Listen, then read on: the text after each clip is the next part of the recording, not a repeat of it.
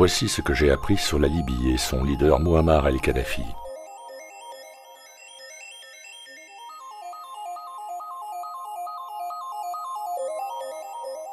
En 1951, la Libye était parmi les pays les plus pauvres au monde. Avant l'invasion orchestrée par l'OTAN, la Libye bénéficiait du plus haut standard de vie de toute l'Afrique. Un standard de vie plus élevé que celui des Russes, des Brésiliens et des Saoudiens.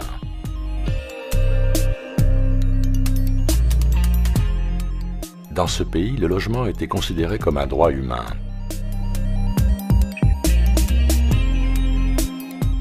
Les jeunes couples mariés recevaient 50 000 $ du gouvernement pour acheter une maison. Et l'électricité était gratuite pour tout le monde. Je n'invente rien.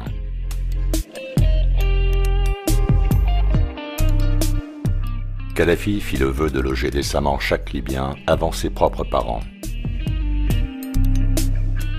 Vœu qu'il réalisa par la suite alors que son père mourut avant qu'il ne puisse disposer d'un logement convenable. Avant Kadhafi, moins d'un cinquième de la population libyenne savait lire. Il instaura l'éducation gratuite et de bonne qualité et fit grimper le taux de lettrés à 83%. Le système de couverture médicale était gratuit et également de bonne qualité. Et si les Libyens ne trouvaient pas chaussures à leurs pieds en termes d'éducation et de soins médicaux sur place, le gouvernement les finançait pour y accéder à l'étranger.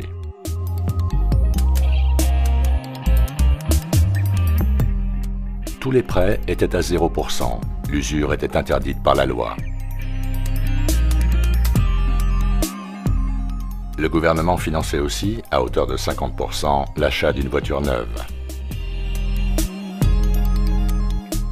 Le prix de l'essence était de 14 cents le litre.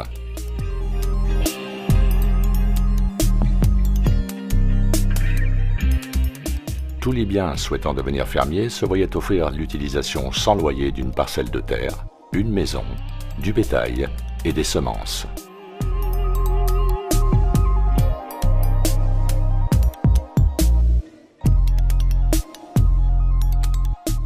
Le 1er juillet 2011, 1 700 000 personnes se rassemblèrent au Square Vert à Tripoli pour exprimer leur défiance face au bombardement de l'OTAN. Ce chiffre représentait environ 95% de la population de Tripoli et environ un tiers de la population totale de ce pays.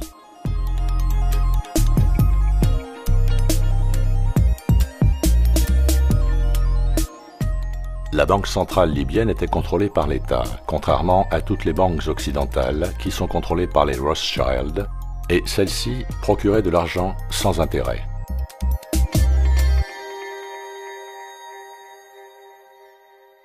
Dans les années 90, la Libye fut accusée d'être responsable de l'explosion du vol Panam 103 au-dessus de Lockerbie. Il a été dévoilé que les US ont payé jusqu'à 4 millions de $ chaque témoin pour témoigner contre les Libyens. Témoignages sur lesquels ils se sont depuis rétractés.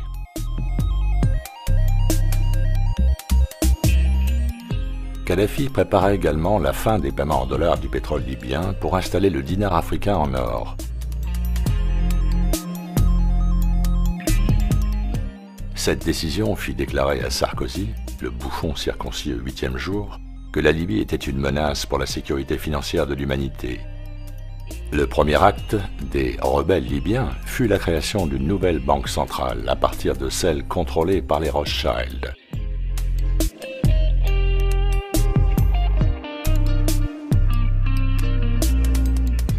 Il est estimé que cette famille détient la moitié de la richesse mondiale.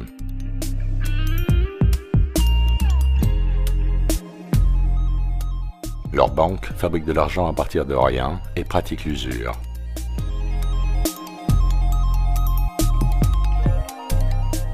C'est le principe de la dette et de son asservissement au remboursement des intérêts de l'emprunt transmissible à la descendance.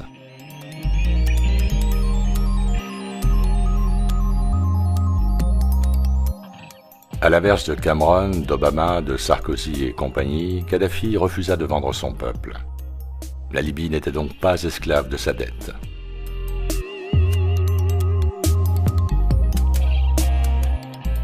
Et son peuple en était conscient et lui faisait savoir.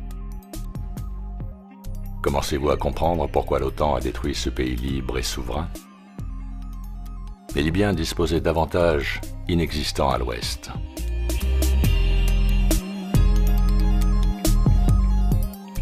Ils avaient un leader intègre et courageux qui préservait leurs intérêts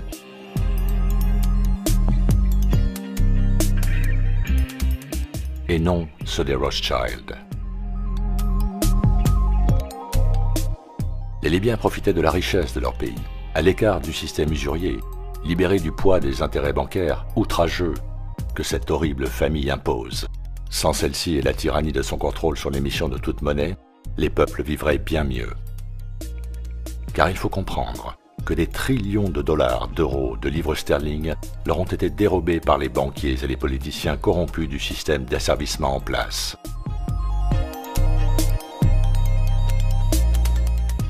Tout comme la Libye finira malheureusement par l'être.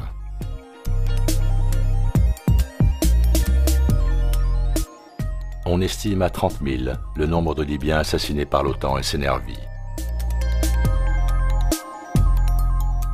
Kadhafi était un partisan de la démocratie directe, comme expliqué dans son manifeste, le livre vert. Je vous mets un lien en description vers la version française de ce livre. Merci de le lire. Kadhafi pensait que la démocratie parlementaire était intrinsèquement corrompue et que le peuple pouvait et devait se représenter lui-même. J'ai moi-même cru à tous les mensonges colportés sur cet homme, et la lecture de ce livre m'a stupéfait. Et il m'est maintenant devenu impossible d'assister passivement à la diabolisation, la destruction d'individus, de groupes, de nations par nos gouvernements criminels.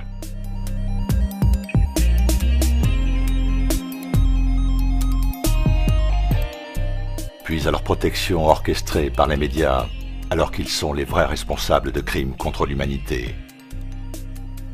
Je refuse de continuer à payer quelque impôt que ce soit à ces psychopathes. Ces impôts financent leurs bombes, financent la mort. Arrêtez de les payer. Arrêtez de financer cette propagande, ne payez plus votre taxe audiovisuelle.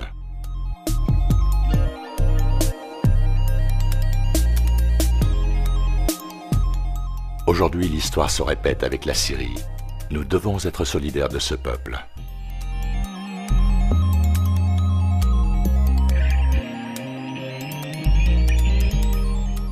Si nous continuons d'être passifs, cela fera de nous des complices.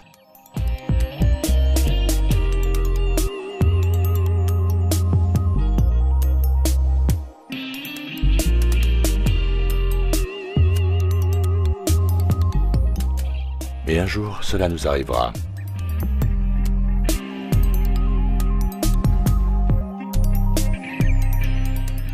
Fuck l'OTAN.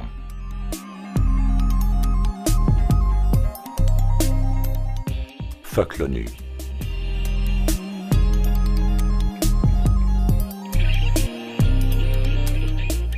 Fuck le nouvel ordre mondial.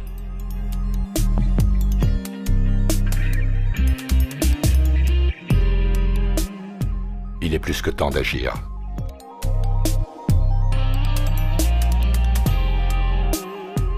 Il est plus que temps de prendre son courage à deux mains et de se révolter.